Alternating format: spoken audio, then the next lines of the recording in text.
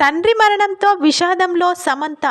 వ్యక్తిగత జీవితంలో ఎన్నో ఇబ్బందులు ఎదుర్కొంటూ లైఫ్ లీడ్ చేస్తున్న స్టార్ హీరోయిన్ సమంతకు కోలుకోలేని దెబ్బ తగిలింది.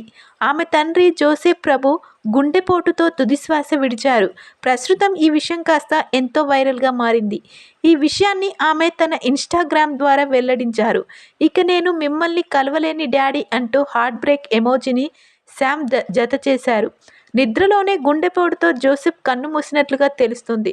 జోసెఫ్ మరణ వార్త తెలుసుకున్న సినీ ప్రముఖులు, అభిమానులు సమంతకు సోషల్ మీడియా ద్వారా సంతాపం తెలియజేస్తున్నారు. సమంత ఈ స్థాయికి రావడానికి ఎంతో కష్టపడ్డారు. కాలేజీలో చదువుతున్న రోజుల్లోనే ఆర్థిక ఇబ్బందులను అధిగమించడానికి ఆమె పార్ట్ టైం జాబ్ కూడా చేశారు.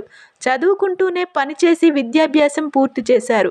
నటనపై ఆసక్తితో చిత్ర పరిశ్రమలోకి అడుగు పెడతానని సమంత చెప్పినప్పుడు తల్లిదండ్రులు ఎంతగానో ప్రోత్సహించారు. ముఖ్యంగా ప్రతి విషయంలో తండ్రి తనకు అండగా నిలిచారని సమంత పలుమార్లు తెలియజేశారు.